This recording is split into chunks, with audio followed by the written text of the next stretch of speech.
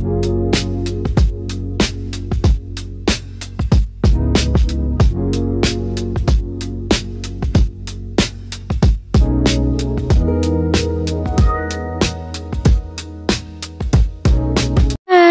everyone! Welcome back to my channel! Hello! Namiss ko kayo. So, break time ko ngayon. Kaya naman ipapakita ko yung laman ng aking pink bag. And my favorite, of course, pants. And of course, hindi mawawala yung Clean Fan sa buhay ko, yung baby wipes ng Clean Fan, 'di ba? Na pwede siya sa face, pwede rin siya sa hands. So, iba't ibang variants yung ginagamit ko and nakakatuwa lang kasi dati akong influencer ng Clean Fan and ngayon, ginagamit ko pa rin siya hanggang ngayon kasi talagang nakaka-soft talaga siya ng skin. So, especially kapag may makeup ka, madaling ma-remove yung mga makeups mo and hindi siya nagkakos ng pimples on my face. So, huwag kakalimutan syempre yung neck para pantay, 'di ba? Ito talaga yung ginagawa ko pagkatapos kong kumain. Nagre-retouch ako. So, nag-wipes muna ako, then magpa-Pond's powder ako. Ito yung bago nila yung milk powder. Pero wait lang muna, no? Kasi basa yung face ko dahil nag-wipes ako. Papakita ko muna sa inyo yung laman ng bag ko. Syempre, may pink wallet, may payong na pink din to. Iba't ibang variant ng color ng pink, pero favorite ko pa rin, di ba? Mapa dark, mapa light, ayan.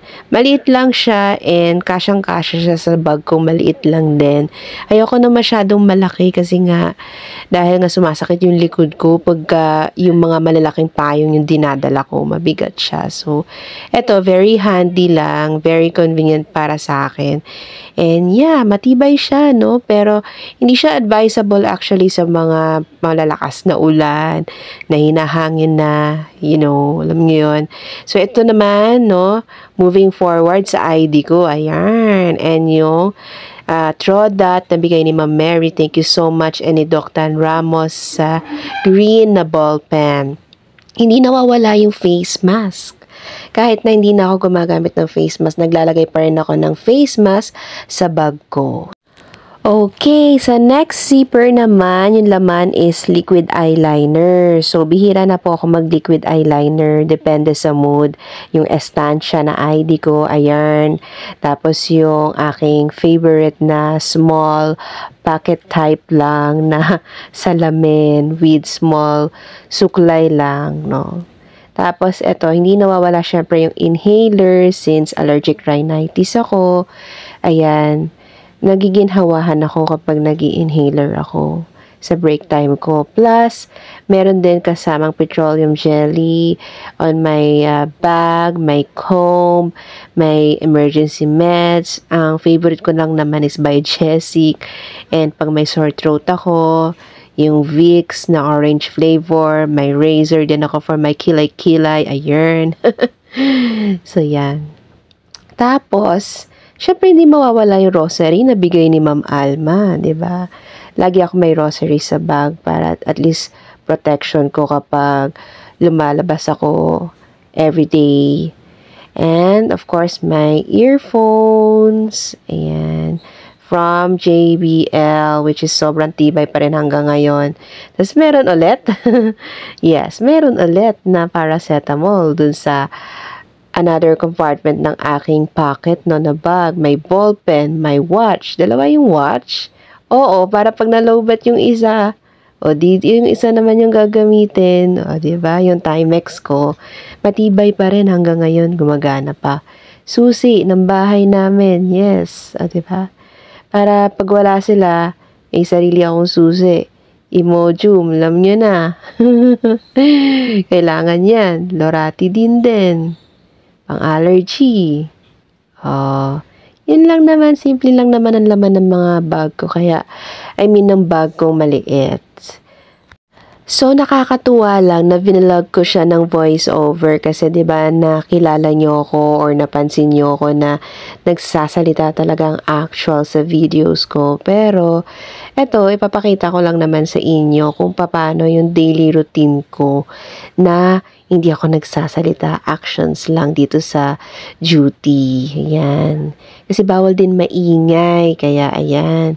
So, yan na. So, dahil natuyo na yung face ko ng wipes, in-apply ko na po yung Pond's baby powder na sobrang lakas maka-brightening ng muka. Ang puti ko tuloy tingnan, parang multo. Kaya dapat even lang, dapat lalagyan mo rin yung leeg para pantay, hindi yung mukha lang yung maputi, o 'di ba? Ayan, so nakakaganda siya ng skin, nakaka-blooming, nakaka-refresh, looking young, o 'di ba? So, ayan lang. Ganyan lang ako kasimple. Dati kasi mahilig ako mag-foundation. Yan, naglalagay ng face powder. Pero napapansin kasi nila na mumuo siya sa mukha. At least itong powder, hindi na siya namumuo sa mukha kung maganda siya. As in, kahit pawisan, hindi nakikita yung mga bakat-bakat. And ngayon, ayan, ito naman yung favorite ko na lip shiner, which is Fresh. Pangalawang buy ko na to sa Watsons. Simple lang siya, parang natural lang siyang kulay sa lips mo. Itong variant na to, yung strawberry flavor na lip shiner from Fresh Philippines, na dati rin akong influencer ng Fresh Philippines. O, diba? Na-miss ko yung mga dati kong brands. Talaga namang effective from Snail White, from Fresh Philippines. Ayan. Ang ganda. O, diba? Parang natural lang siya na color on your lips. Ganyan lang. Yun na. Ganyan lang ang ayos ko. I'm done. Pero, sa face ngayon naman, proceed tayo sa aking hair. Humahaba na yung hair ko, pero sobrang kapal. Tingnan nyo naman. Ang kapal na curly. Pero nagiging natural na yung curl ng hair ko and mas healthier siya compare before kasi naglalagay na po ako ng virgin coconut oil sa buhok ko. Hindi na rin po ako nagpapasalon kasi na-realize ko na nagda-dry siya.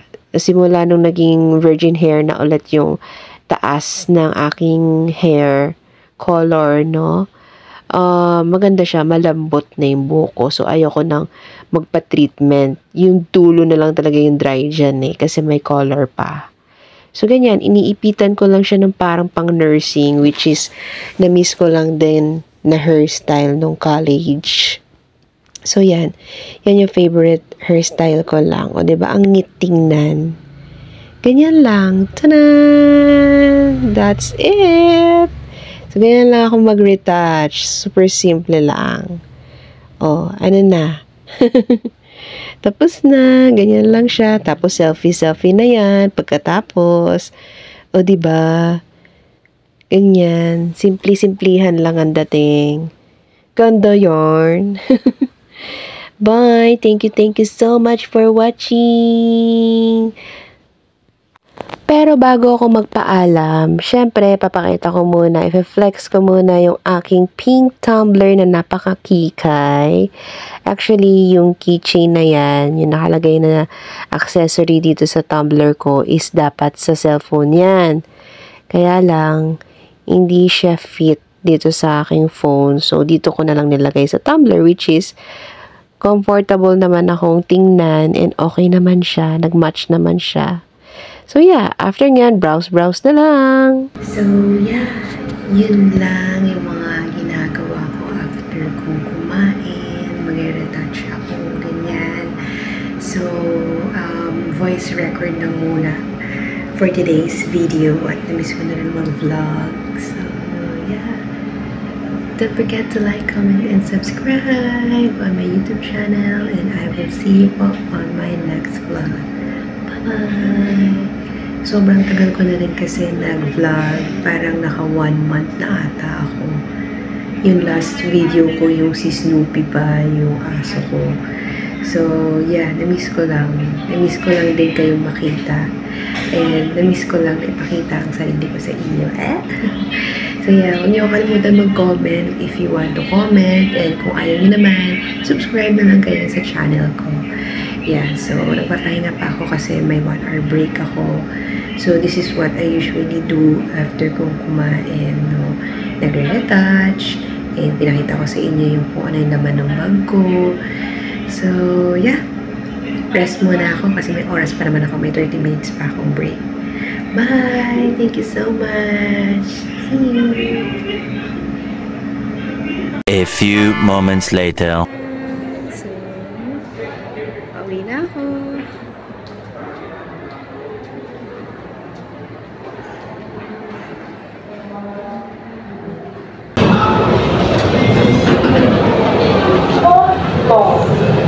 Going down.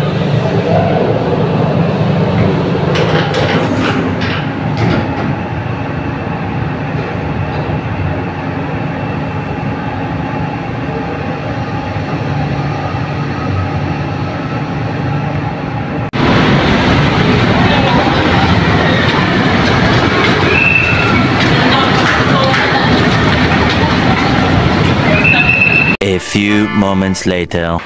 Look at this! Lagi ako sinasalubong pag-uwi. This is Snoopy.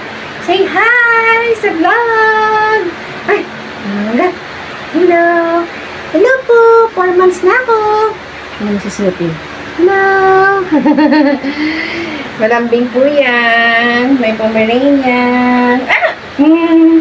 Lagi po ako sinasalubong pag-uwi galing work. Eh, diba? Diba? Yan, malambing talaga mga doggy. Bye-bye! Say bye! Bye! Thank you for watching!